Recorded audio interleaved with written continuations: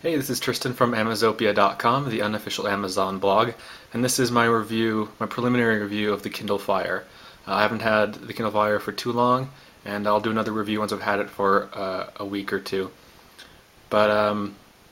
So first let's start out by the physical dimensions. I've got here three different Kindles. This is the Kindle 3, this is the Kindle Fire, and this is the Kindle 4. This is the one that came out in September 2011. You can see the Kindle Fire and the Kindle 3 or the Kindle keyboard are nearly the same size. The Kindle Fire is a little bit thicker, but not much. It's definitely heavier than than either of these Kindles. This one especially is super light, and the Kindle Fire has some heft to it. To give you a size comparison of the Kindle 4 versus the Kindle Fire, got that. So when I first opened up the box, it was smaller than I thought it would be, which was a good thing. It's more or less the size of a regular Kindle. So let's turn it on now. So on the bottom, you've got a button here, an on-off button, a USB port for the charging cable, and a headphone jack. The charging cable is just a normal wall socket that you plug into the wall, and then you plug the other end here into the Kindle. So I'll turn it on, and to unlock it you press the orange arrow and slide it. So this is the home screen on the Kindle Fire. This is where all the magic happens. You've got here you've got a carousel view of the latest media that you've looked at or consumed. So here, this is the web. You've got a Facebook app right here. You've got a PDF and some ebooks and games and other apps and things like that. And so you can see that this whole carousel thing works really well. I like it. It's really sensitive.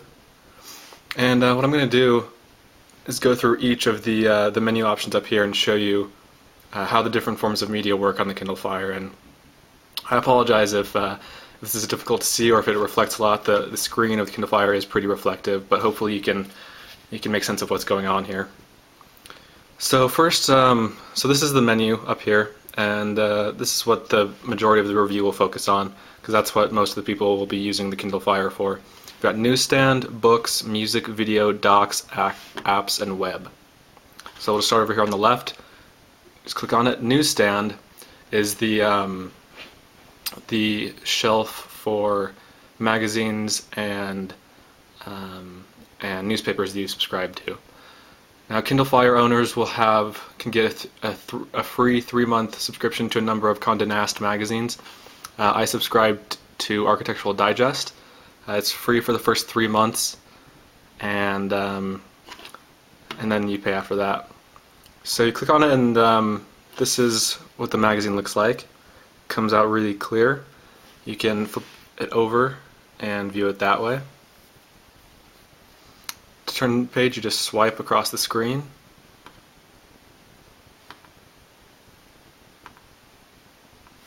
You can click down here, and you've got this carousel view here, so you can quickly scroll over to pages further back in the publication. So let's go over here to page 55, whatever this is. And there you go. You can zoom in by putting down both fingers on the screen and then going like this. It's similar to the iPad. Then just drag across the screen.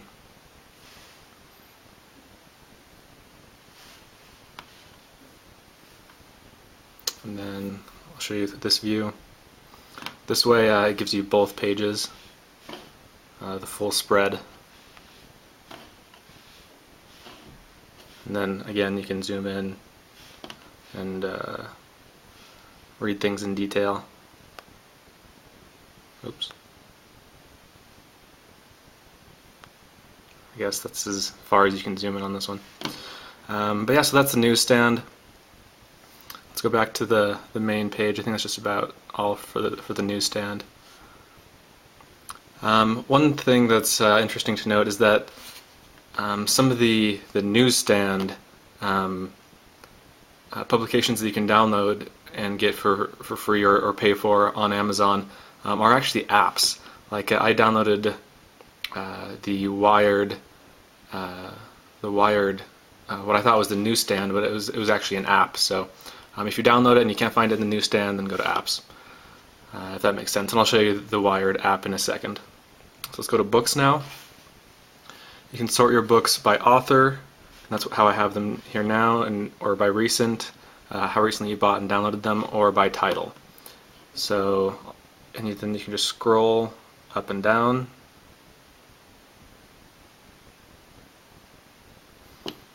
And then these are all the books that are in your cloud library that you've bought via Amazon.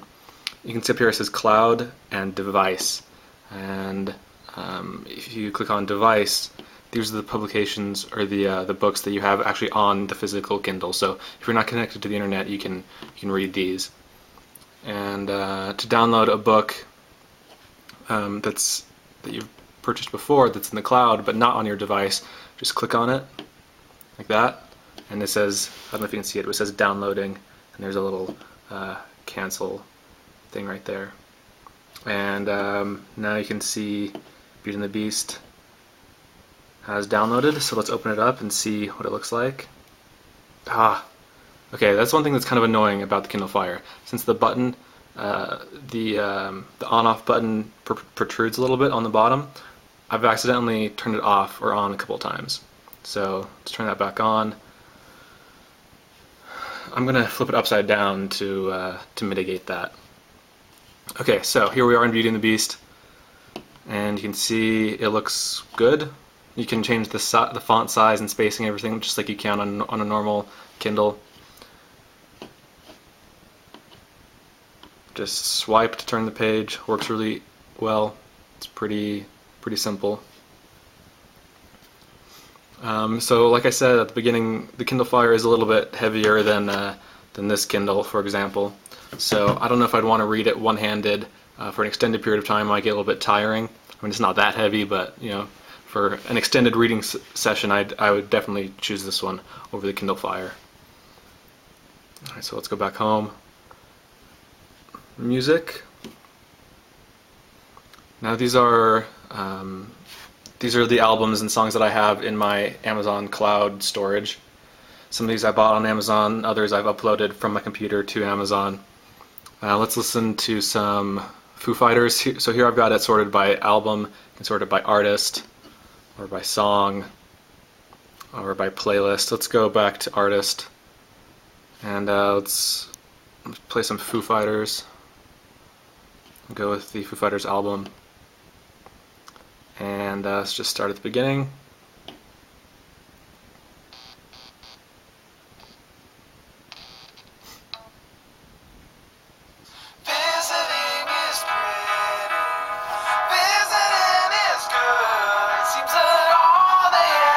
Alright, so it sounds good. The speakers are nice. Like I said, the two speakers are here on the bottom or top, depending on how you're holding the device.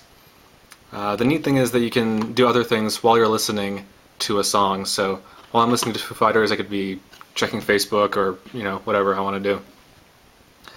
That's about it for the music. Again, you can upload music to your Kindle cloud storage. Or you can just buy it directly from Amazon. Let's go back home here. So we've done newsstand, books, music. Let's do video. And the default page here is the Prime Instant Videos page. Now, if you're an Amazon Prime member, which I am, and which you can get a month free of Amazon Prime when you buy your Kindle. If you're an Amazon Prime member, you have access to thousands of videos, including movies and TV shows. Let's watch one here. Let's go with Babe. So these are free. Again, a lot of these are free if you're an Amazon Prime member. I was watching it earlier, so let's just resume.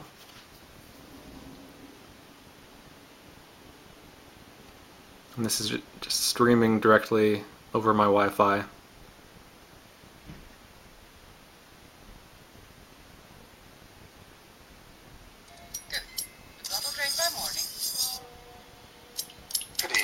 there you go. What's that? Nothing. What on earth are you babbling on about? You can adjust where you are by tapping the screen and then dragging the bar down there in the bottom.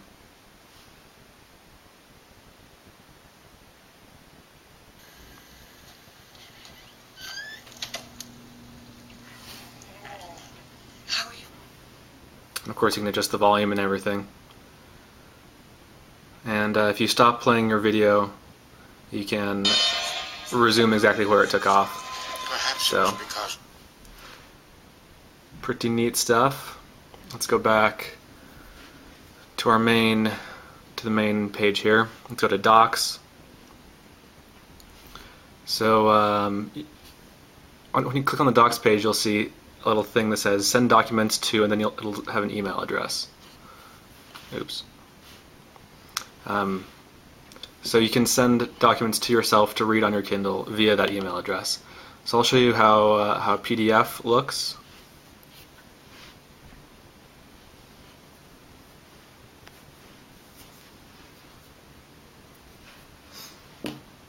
So this reading PDFs on the Kindle Fire is far superior to reading PDFs on the Kindle 3 or the Kindle 4. It's a lot easier, it's a lot more user-friendly, plus it's in color so it just looks better. But again, you can zoom in just by dragging like that, dragging with your fingers. It's really slick.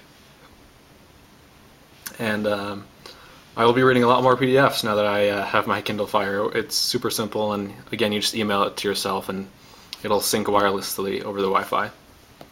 So let's go back home. Actually, let me show you. Let's go back to Docs, and this is a Word document. You can send Word documents, you can send photos to yourself, PDFs, like I said before. This is a Word document and looks just like a Kindle ebook. So yeah, it all looks good. Now let's go to apps. It comes with a few different apps. It comes with a Pulse app, comes with a Facebook app, and a couple other ones. I downloaded a couple of games. Let's play some Fruit Ninja so I can show you what that looks like.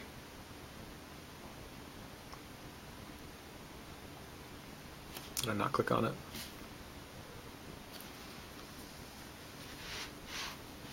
Okay, so now I'll resume my game of Fruit Ninja.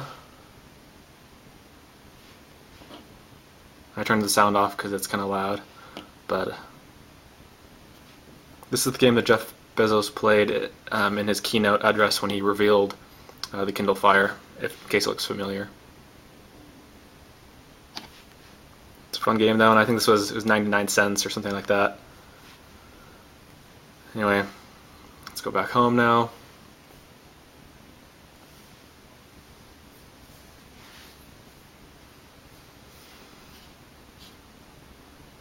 Like I said, there are a bunch of different apps that you can download.